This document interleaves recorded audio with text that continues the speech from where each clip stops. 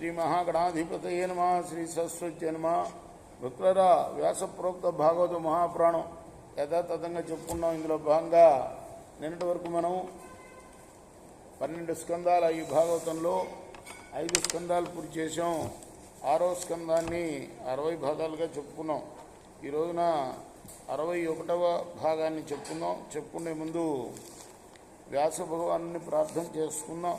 వ్యాసాయ విష్ణు రూపాయ వ్యాస రూపాయ విష్ణవే నమో వై బ్రహ్మణిదే వాసిష్ఠాయ నమో నమః. సమర్థ సద్గురు సాయినాథ్ మహారాజ్కి జయ. దిక్కులకు అధినాథులమైన మాకు ఈనాడు దిక్కు లేకుండా పోయింది. నిలబట్టడానికి దిక్కులేని మా దిక్కు చూడు, మాకు దిక్కు చూపించు, దిక్కులేని దీనిలోకి నువ్వే దిక్కు అని ప్రార్థించారు వాళ్ళు. నిన్ను ఆశ్రయించి నీవే దిక్కని మొక్కని వారికి ఈ ప్రపంచంలో ఏ దిక్కు ఉండదు. ఇహపరాల్లో కూడా వారు దిక్కుమాలిన వారే అవుతారు. ఓ కమల్నాభ, లోకంలో సురక్షితంగా ఉండి సుఖపడాలనుకునే వారికి నీ దిక్కే సరైన దిక్కయ్యా అని ఇలా దేవతలు ఆ నారాయణుడి దర్శనం అయిన తర్వాత ప్రార్థిస్తున్నారు. నారాయణుడిని వృత్రాసురు వధ కోసం ప్రార్థన చేస్తున్నారు అన్నమాట. ఓ దేవదేవా, ఆ వృత్రాసురుడు మా తేజస్సులనే కాదు మా ఆయుధాలను కూడా మింగేశాడయ్యా. ఈ భీకరాకారుడు ముందు ముల్లోకాలను సైతం కూడా దిగమింగేటట్టుగా ఉన్నాడు.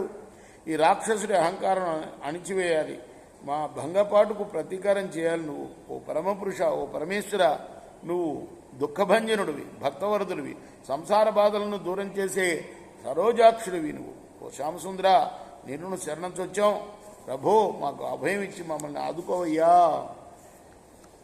ఓ శ్రీమన్నారాయణ, ఓ వాసుదేవ, ఓ ఆదిపురుష, ఓ మహానుభావ, ఓ పరమ మంగళ స్వరూప, ఓ పరమ కళ్యాణమూర్తి, ఓ దేవదేవ, కరుణా పరిపూర్ణులు పరమహంసులైన పరిపురాజకులు సమాధి యోగాన్ని అనుష్ఠించిన వారై చిత్తైకాగ్రతను సంపాదిస్తారు.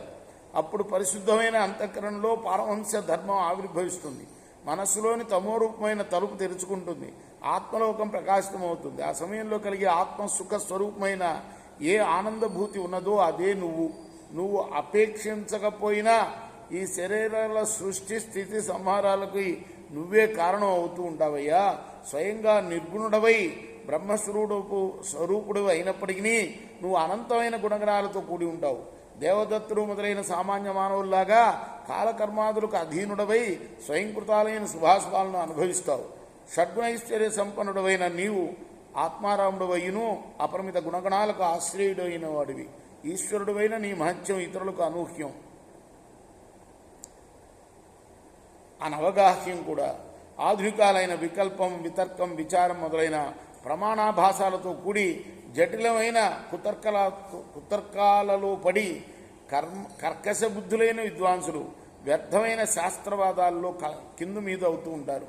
దేవుడు ఉన్నాడు లేడు అనే తెలిసి తెలియని వాదోపవాదాలతో కీచులాడుకుంటూ ఉంటారు. మాయామయుడు అయిన నువ్వు నిజమాయా ప్రభావం వల్ల వారికి కనిపించవు. అంతర్యామి అయిన నీవు సమ విషయ రూపాలతో ప్రవర్తిస్తూ యుక్తిమాత్ర గోచరుడు అవుతున్నావు. దేవదేవా, తాడును చూచి పామను భ్రాంతి కలిగినట్లు అంతర్యామి అయిన నీయందు అన్యవస్తు భ్రాంతి కలుగుతున్నదయ్యా. ఓ సర్వేశ్వర, సమస్త విశ్వానికి కారణమైన నీవు సర్వభూతాల్లో అంతర్యామిగా ఉన్నందువల్ల సకల గుణగుణాలతో ప్రకాశిస్తూ కనిపిస్తావు. ఓ జగదీశ్వర, నీ మహిమ అపారమైన అద్భుత సముద్రం లాంటిది. ఆ అమృత సాగరంలోని ఒక చిన్న బిందువుని రుచి చూచిన భాగవతోత్తములు సంతుష్టాంతరంగులై అఖండమైన ఆనందాన్ని అనుభవిస్తారు. ఆ పరమ భాగవతులు ఆ ఆనందంతో పరవశించి కన్నవాటి వల్ల విన్నవాటి వల్ల కలిగే సుఖాలేశాన్ని విస్మరిస్తారు. వారు నీ చరణ కమల సేవావ్రతాన్ని వదిలిపెట్టరు. నువ్వు ముల్లోకాల్లో నిండి ఉన్నావు.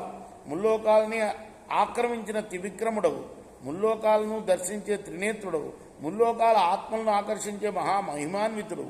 నీ విభూతి భేదాలైన దానవులు మొదలైన వారికి అంత్యకాలం ఆసన్నమైందని తెలుసుకొని నీ మాయా ప్రభావం వల్ల వామనాది దేవతా రూపాలని, రామకృష్ణాది మానవ రూపాలని, వరాహాది మృగ రూపాలని, మత్స్యకూర్మాది జలచర రూపాలని ధరించి తగిన విధంగా శిక్షిస్తూ ఉంటావయ్యా. భక్తవత్సల, నీ ముఖ కమలం నుండి వెలువడిన మధురవాక్కులనే అమృత తరంగాలతో మా అంతరంగాల్లోని సంతాపాన్ని చల్లార్చు.